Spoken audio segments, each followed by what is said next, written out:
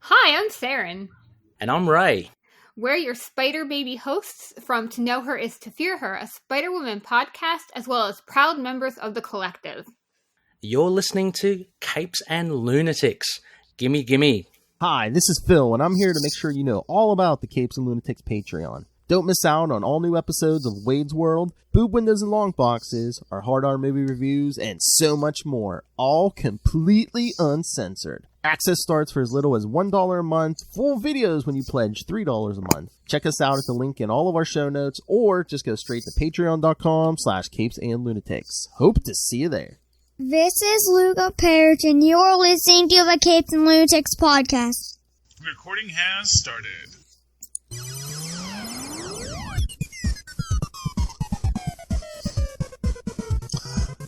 Hello, dear listeners. Are you listening? That is a good thing because it's Superconnectivity. And tonight we will be connecting everything as superbly as we can. I am your host, of course, Charlie the Professor Essa.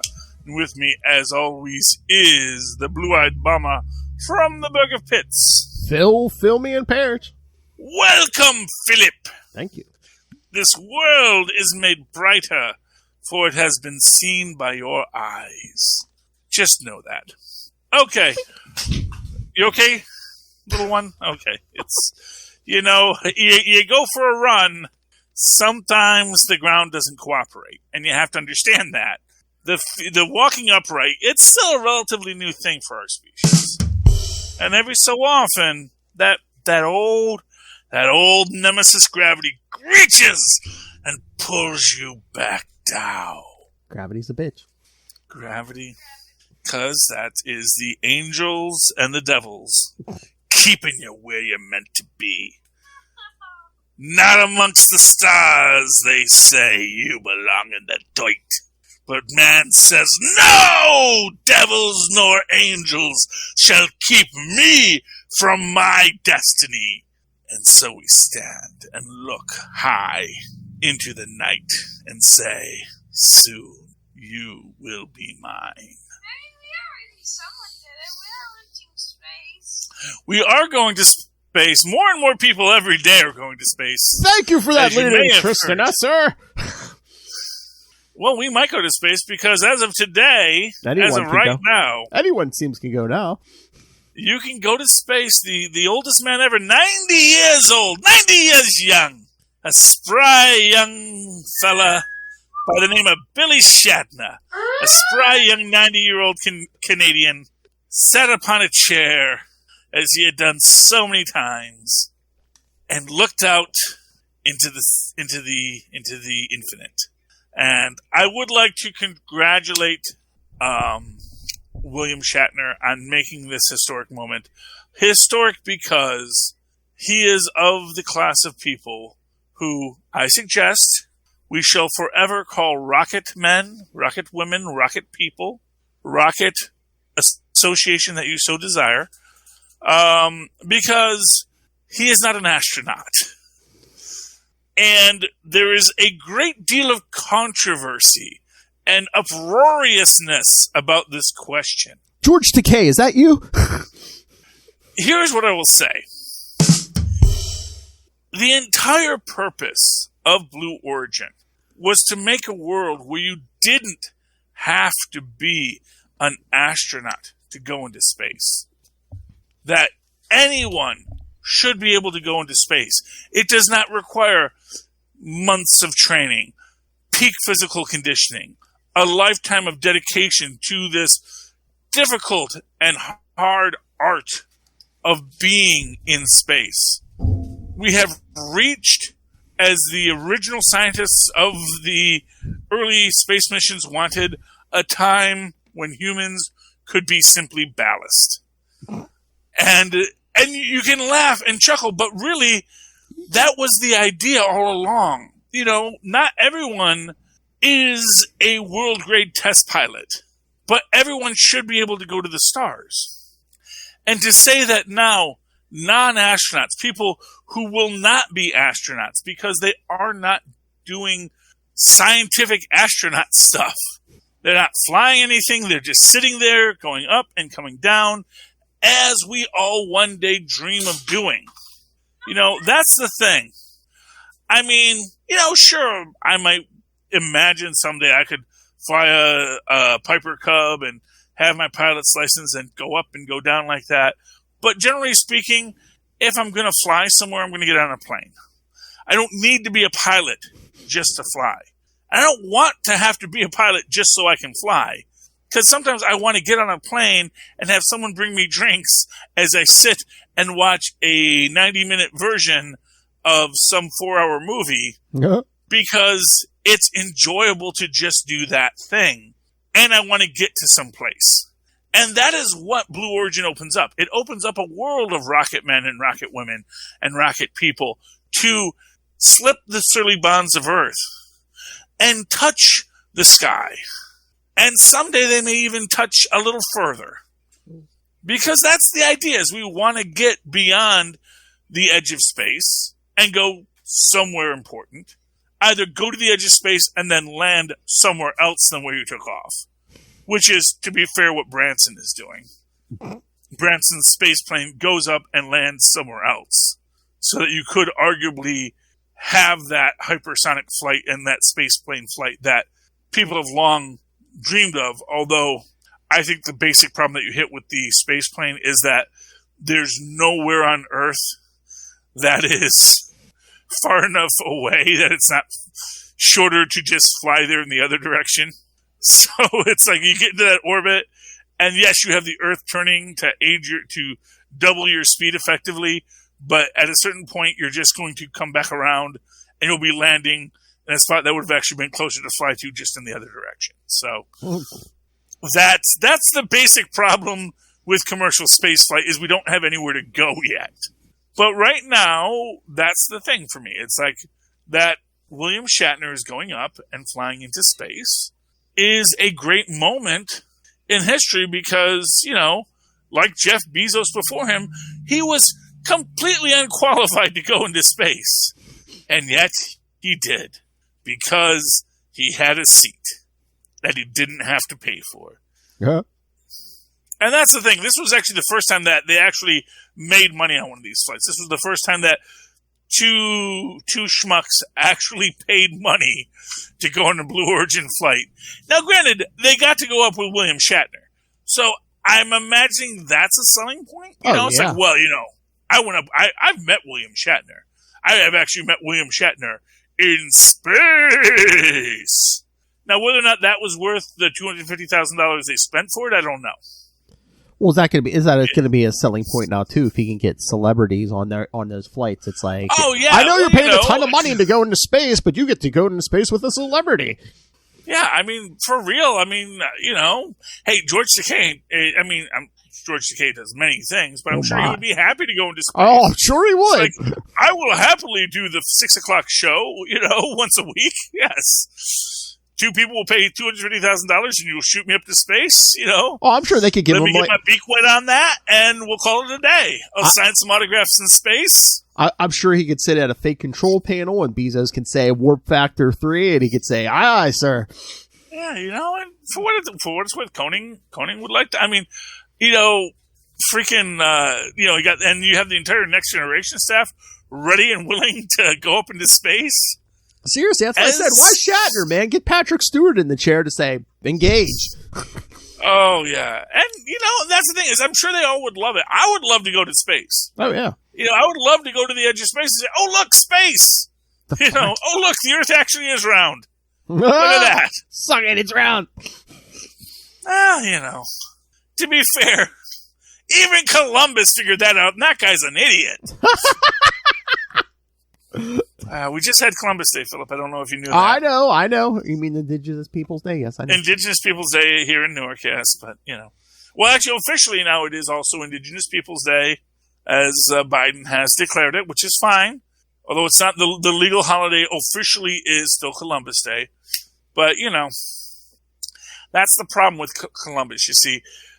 As a kid, I was raised with the legend of like a wrong way Feldman kind of Christopher Columbus, where he didn't know where he was going and just lucked into finding America, and hey, a funny character. Mm. And that's the origin mythos that Washington Irving wanted us to have.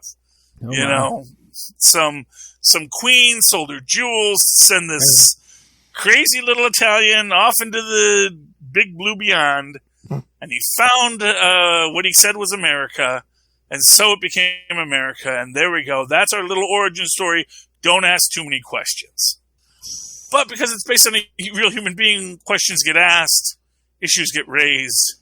There is controversy, Phil. Because as it turns out, even by the time, the morals of the time, Christopher Columbus was a pretty awful human being. So that's why. Sorry, Italian Americans. You have many other Italian Americans to honor, even some actual freaking saints.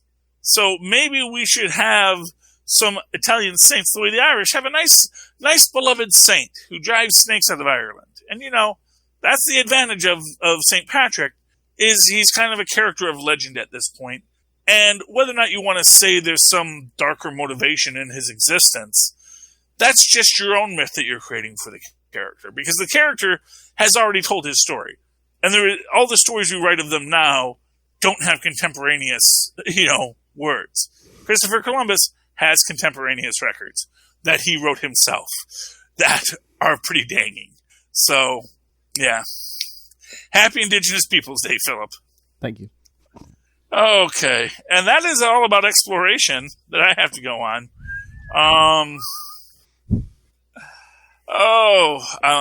What else is going on in the world today? I really didn't watch Stargirl this week because I was very tired when I was watching it. I watched like half of it. Okay. And I know at the end, I guess, there was some sort of a betrayal. And, I know that there was this whole thing about, because the first half of it I really enjoyed, which is about the fact that, the Justice Society killed the guy. Bruce Gordon, yeah. Bruce Gordon. And the fact that, that really struck them because it was the thing. It was the line they were never supposed to cross, and then they just crossed it.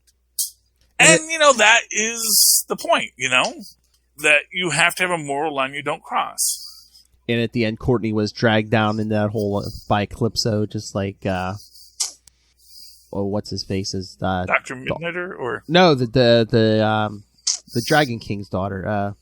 So they're gonna team up next episode. Yeah, because in the preview they're like it looks like a idealized 50s version of the town because everything's even in black and white and. Oh yeah. Well, to be fair, that is a place of hatred and villainy. So yeah, I mean, under that veneer of perfect life, segregation. Yeah. Yeah. No. Trust me, I've heard Icicle's parents talk. So I've watched I've watched up to this point. Yeah. So, and that's the thing is I have these spots in the story. So that's good. Of course, the show is called Stargirl. So unless they give Bethany the Star Staff next, she just becomes the whole Justice League just by herself, which I am here for, by the way. I always love it when you have that one obscure character at the end of the apocalyptic story, and they've just got everybody's weapons left, and they're just like, I'm the last one, but I got it all, and I'm still standing, I'm still going to fight you. And, you know who that reminds me of, Philip? Who? The star of Iron Man, what is this, Iron Man 13? 13. The greatest hero this world ever knew. You know who I'm talking about, Philip. The greatest champion of the earth, the one hero with more guts, more glory, more dedication to saving this universe than any other hero ever was. Frogman? Frogman. The man who saved the universe, Philip, who said, oh, you can't take on Korvac. And he was like, watch me. Hold my flies. And, honestly, everyone in this, except, of course, Stark, but, oh, yeah. Ben Reilly's last appearance at Scarlet Spider Kids, this is before the Beyond Corporation says, hey, you want to make some money, kid? Exactly. But no, that is actually my favorite aspect of this, is that even as he's going in there, even as he attacks Korvac head on, Everyone's like, you can't face Korvac. It's like, why not? Because, see, and it's Korvac he kicks. Uh-huh. He kicks Korvac down. He says, you say I can't. I say I can. I've got hydraulic springs, man. And that's the thing. Korvac doesn't have any powers yet. He's just got other guys doing his henchman stuff. Yeah. He has no powers. He's a guy with a steel plate in his head. That's all he is. And that's why Frogman is awesome, because he looks at the situation and looks at it with real eyes. He's not thinking of all the time Korvac had unlimited power. It reminds me of when Thanos goes up against God Emperor Doom, and he's like, you cannot defeat me. I am the mighty Thanos. I have wielded the Infinity Stones. No. And Doom's like, do you have those stones now? It's like, no. It's like, well, then I think you overestimated your stance. And then, proceeds to remove his skull and spine from his body. Because he's freaking God Emperor Doom. And you're just a guy who used to be a supervillain. And that is all Korvac is in this. He's a guy who used to be a supervillain. Mm-hmm.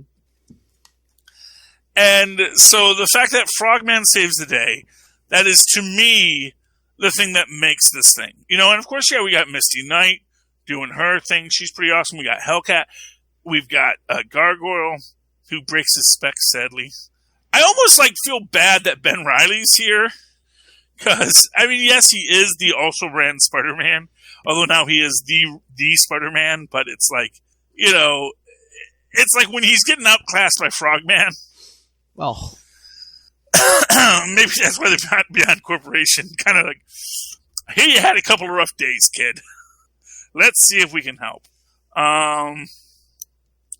The end, though. The end, Philip. yes. Where to keep Korvac from getting the power cosmic. Iron. And here's the thing. I kind of get the feeling like Galactus is going to come home and what the heck? I was away for 1 week, man. I was in Barbados. What is you people's problems? Literally, you come home, someone's throwing a party in your house, and some drunk has touched your stuff. Yeah. Yeah, someone touched my freaking power cosmic. He's probably visiting his daughter, who is very sweet. If you ever met Galacta, if you ever read her story, she's actually a delight. She's the daughter of Galactus. She lives on Earth. There's a lot of ways you can read her story. Is she a eating disorder positive character, or is she just a character who is a cosmic being that has to deal with the fact that she must consume life, but also wants to preserve life that should be in places, so she tends to eat invasive species and spatial organisms, but she's always so hungry because she inherited her father's hunger. It exists. It's in Marvel canon. Don't at me, bros. Just like when D-Man served in Afghanistan. Oh, sorry, no, he served in Iraq. D-Man served in Iraq. Yeah. It is canon. It is part of his history, even if they don't mention it as much as they should. Because Assistant Editors Month is still a real canonical month of the year. But where was I with this? I don't know. What did you think of this episode, Phil? It was interesting, and it's just like, oh no, Tony. So this is how Tony Stark's gonna heal himself, right? With this cosmic power, because he's basically dying, his brain's bleeding, and well, we see we see the next Alex Ross cover. Alex Ross has got to be making a lot of money on these covers. Mm-hmm. Let's hear it for Bob Ross's cousin. I'm just starting that rumor now. Yeah, Tony Stark's going big next month, kids. Yeah, he's the Silverman. Oh gosh, that's a fun. There's a great short story about the Amazing Silverman. A guy who tries to kill himself and realizes he can fly, and he just never knew because he never took a jump before. But then he realizes it's amazing I have this power to fly, but I'm now an old man. Uh-huh. And what can I do with this? It's like I can fly. And if I could have been the Amazing Silverman in my youth, if I had ever taken a risk in my youth, I might have discovered this. But now I am old, and what shall I do?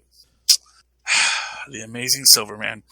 It's a great story. I heard it on Selectric Shorts. I don't know if it was called The Amazing Silver Man, but I know that was one of the lines in it, or it was something, but like because his last name was Silverman. And, he's this old guy, and he goes to jump off the Brooklyn Bridge. And as he's falling, he puts out his arms, and suddenly he swoops up. And he realizes he can fly. And his mind goes to this moment where he's dreaming of all the things he could have done, but then he gets tired because flapping his arms is very hard. And he sits down on the bridge, and he realizes he's too old for flying now. Because that's the kind of stories we write in New York City, buddy. Okay, Philip, do you have a book you want to talk about?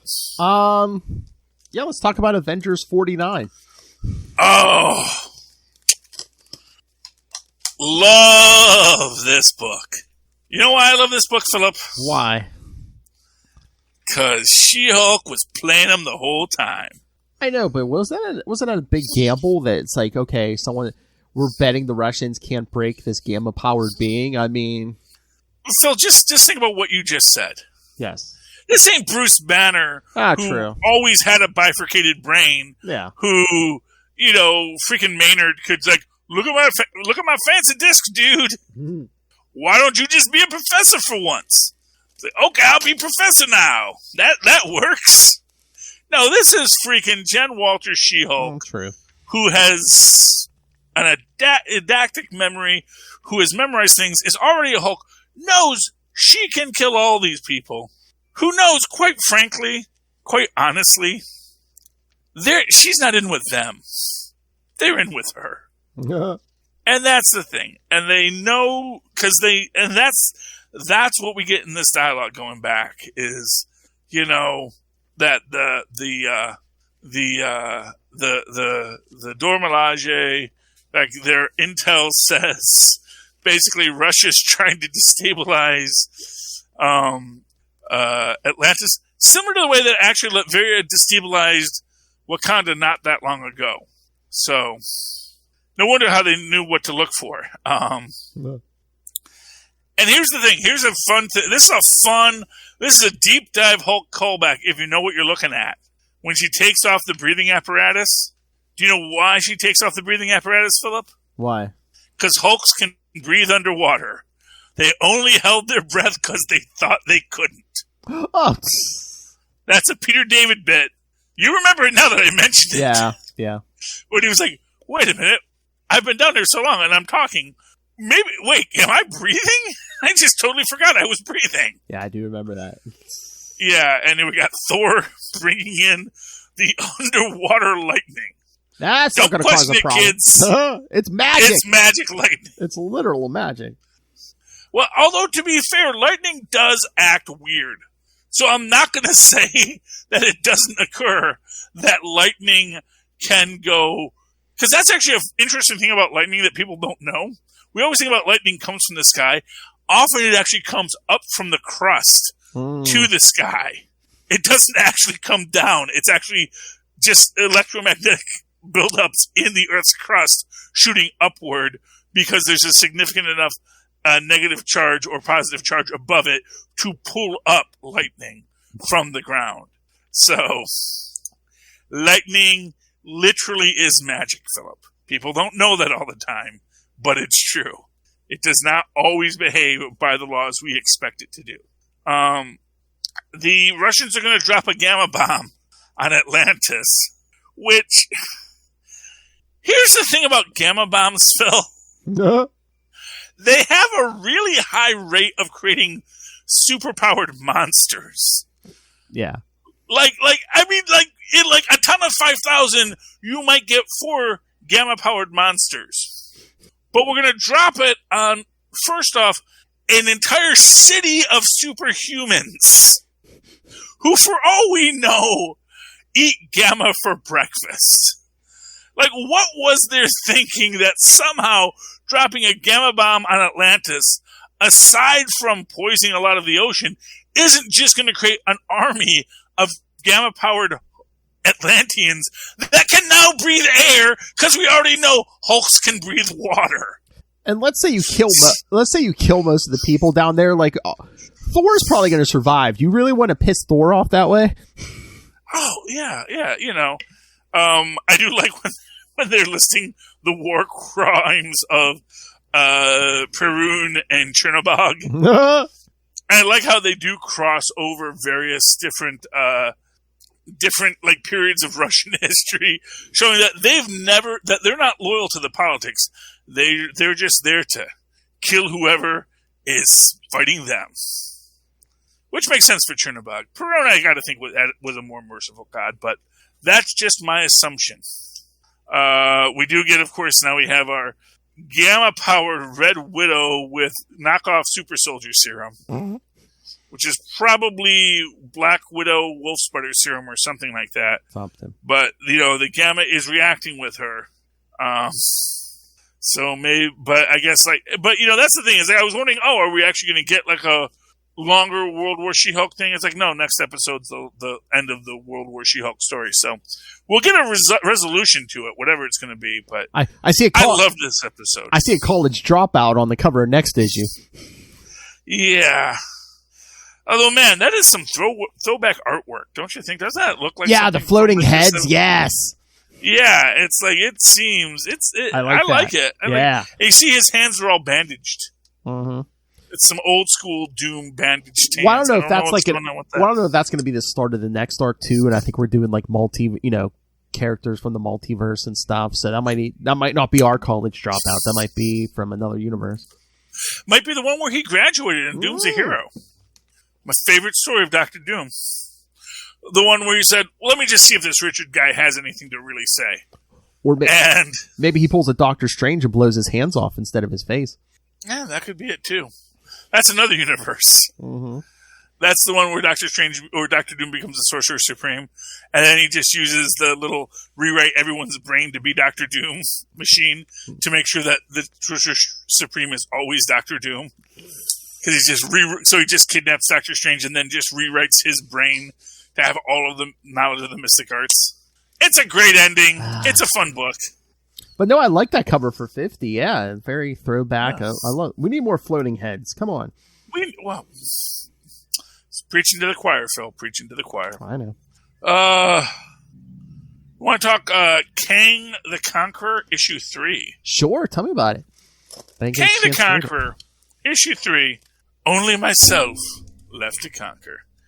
I don't know if this is the end of it or if this is there's another one after this, but so in this one, it's effectively Iron Lad Kang makes a deal with Apocalypse to go hunt down Kang, to kill the right Kang who caused the problems, so he can go back in time and then do his own thing.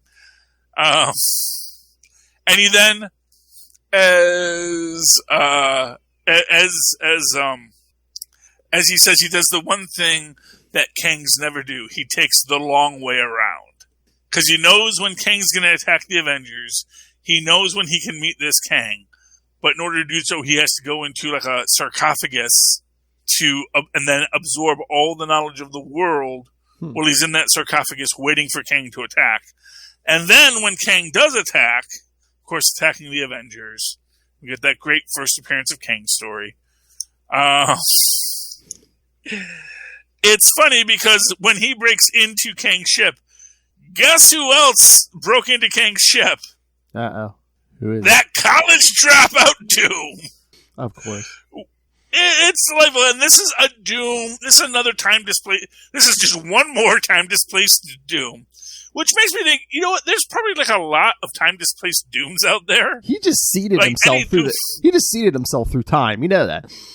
Yeah, and it's just this idea that he's going to destroy Kang now for a reason, but actually, the Kang and young Kang say, you know what? He's the one who's not a king. Maybe we should kill him.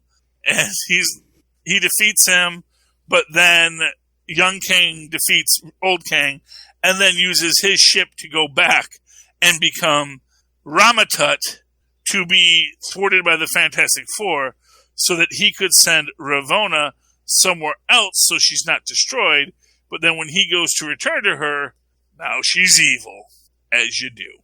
So, Ravonna Renslayer, the first Moon Knight in this series, she's coming back, baby! Nice. Moon Knight, Ray. You're missing the best Moon Knight. Ravonna Renslayer, the Moon Knight of Time.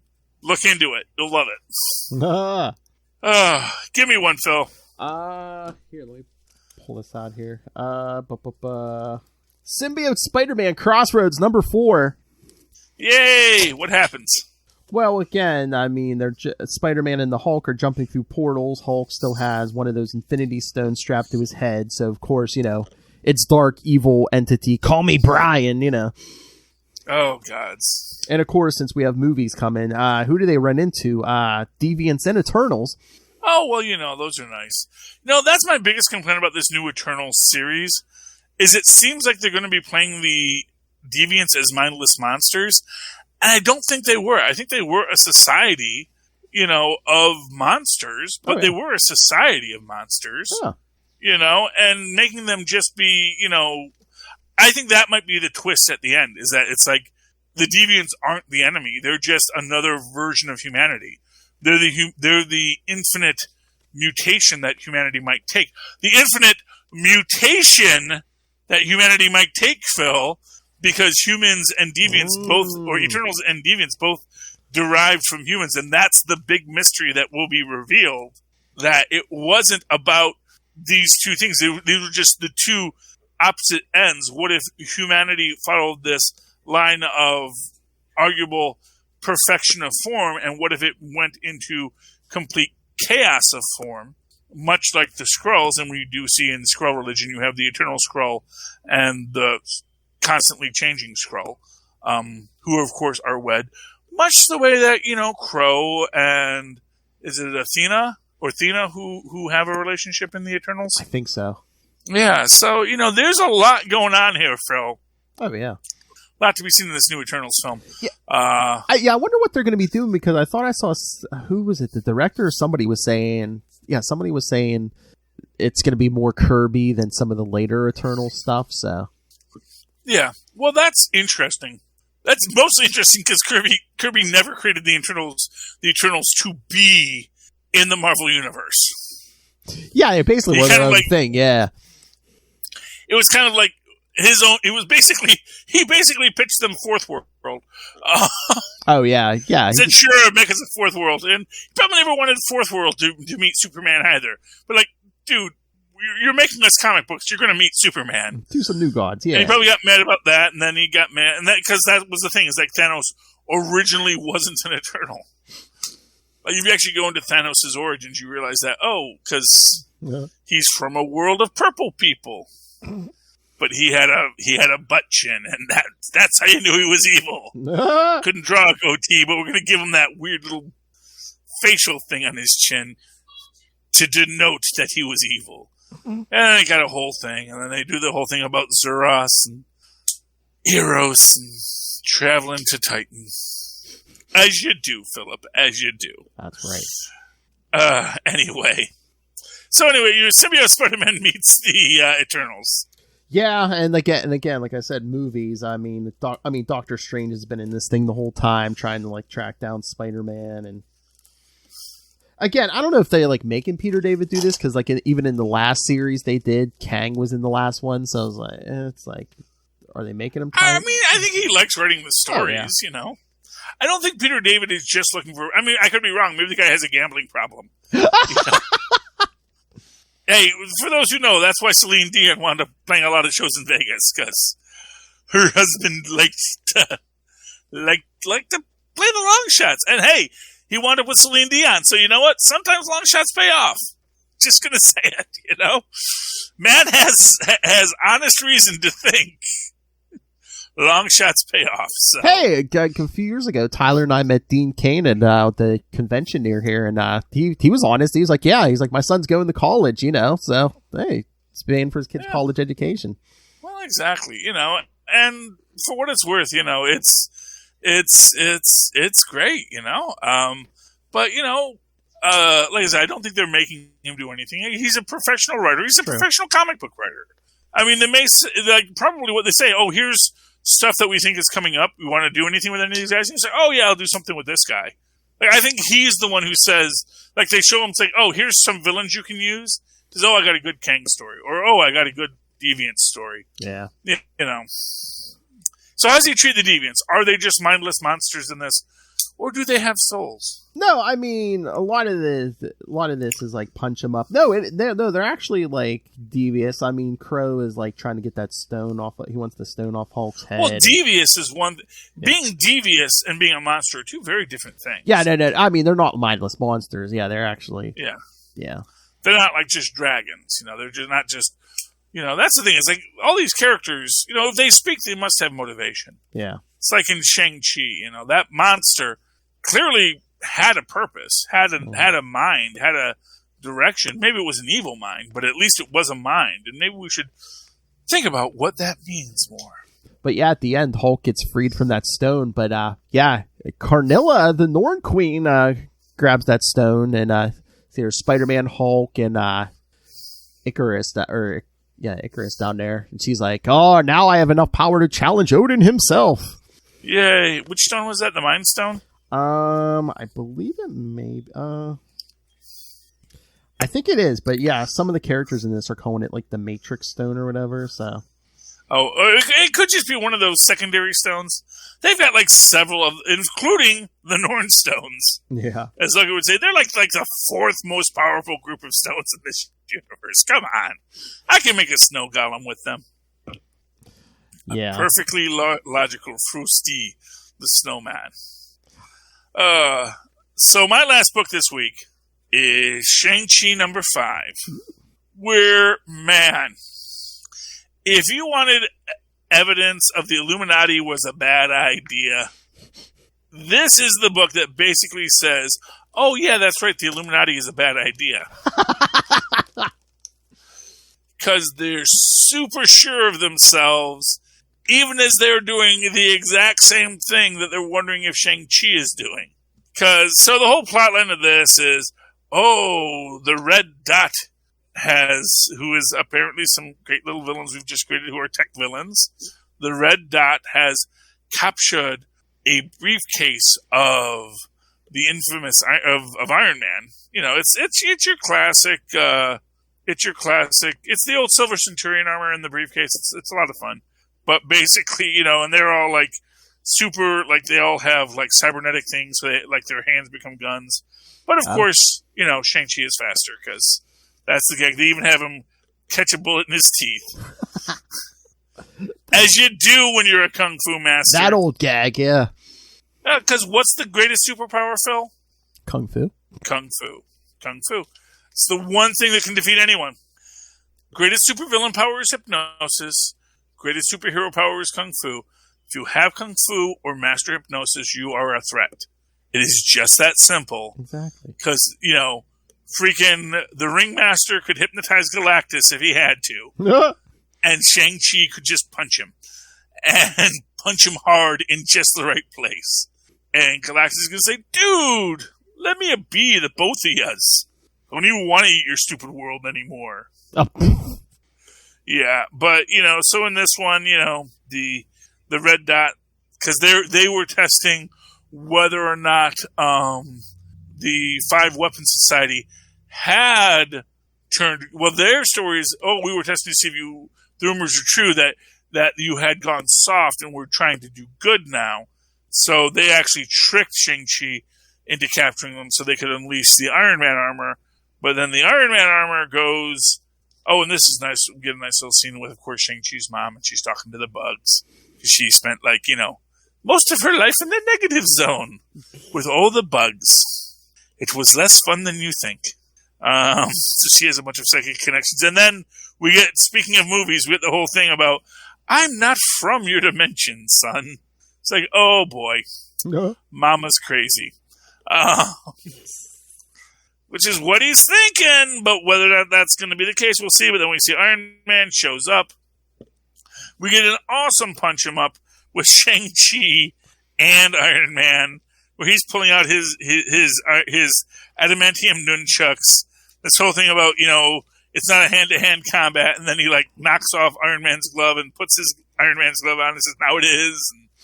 Because as they say, it's You know, you can have a battle between spacemen and cavemen, but as soon as a spaceman drops his laser, it's a fair fight. You know? And in this, it's like so freaking awful. Captain of Bad Life Decisions, Tony Stark, is like, no, you know, I can see you were trying to do right by us, yada, yada, yada. So I'm going to give you my word. I trust you. I'll tell the others. And then immediately he goes back to Reed Richards and Captain America. I'm like, no, he's totally lying. He's totally being evil. Even though I lied to find that out, I lied for a good cause. He couldn't possibly be lying for a good cause. So, yeah. And then we see that actually there's someone that has assembled all the enemies of that guy whose name is not Fu Manchu to get together to take down the House of Five Weapons. Because all of them have been hurt. Bum, bum, bum. So, obviously, that villain is manipulating everyone. And I don't think it'll have as good of a reveal as it was She-Hulk's plan all along by the end. Oh, we might get that. No, Shang-Chi totally knew the heroes wouldn't trust him. And, you know, one thing that my father taught me is they're always looking for a villain. Ooh, we're political now. That's my last book, Phil. Do you want to talk anything before we call it a night? No, I'm good.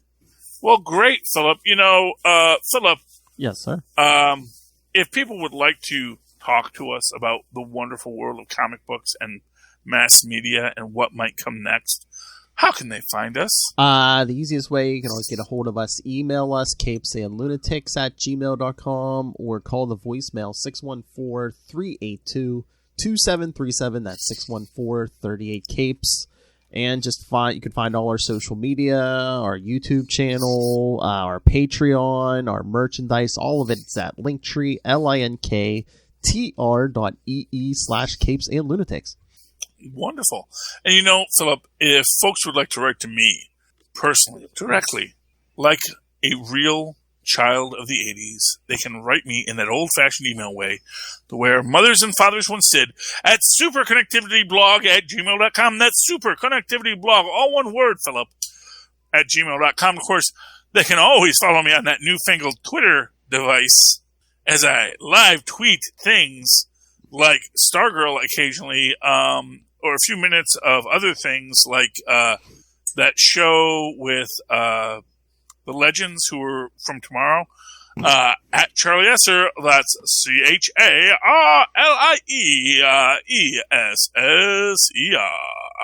Look for the two E's in the middle. For quality. Bing! Oh, hey, before we drop out, I don't know if you saw it, they announced it today. Remember how Hawkeye is dropping the day before Thanksgiving?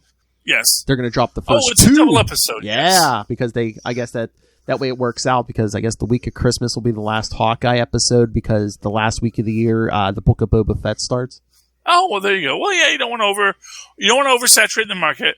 I think Maz and I will still do two separate episodes, one for each. Oh. So we'll always be at least one episode behind, but we'll see what happens. Wait, what? Well, because we'll do one episode. Okay. Oh, okay. Yeah, the first episode, okay, and then another episode of the second episode, and then we'll do the third episode and the fourth episode. Yeah. Onward until Boba Fett starts. And of course, you know, before that, we're going to do Dune. Doo-doo? At least that's our plan. I don't know. We'll see what happens, Philip. Yes, Philip, that's the whole show. Maz was on it because he said the ping and for quality, and now we got the music. So, Philip, I gotta say goodnight. All right, good night. Good night. Good night. Sleep tight. Do not let the bedbugs bite unless they're radioactive. Oh. Then, to me, my bedbugs.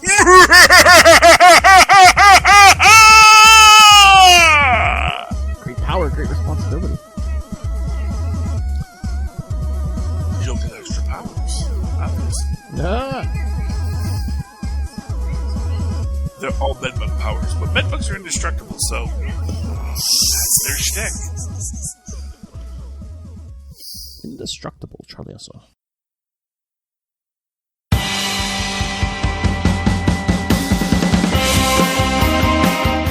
Hi, I'm one of the High Priests of Khonshu Ray, and I have the sacred privilege of providing you, the loony listener, with a podcast honouring Marvel's very own Moon Knight. So join me and a host of others at Into the Night, a Moon Knight podcast. Follow us on Facebook, Twitter and Instagram, or support the show by becoming a Patreon member. Into the Night, a Moon Knight podcast. It's time to get your Khonshu on.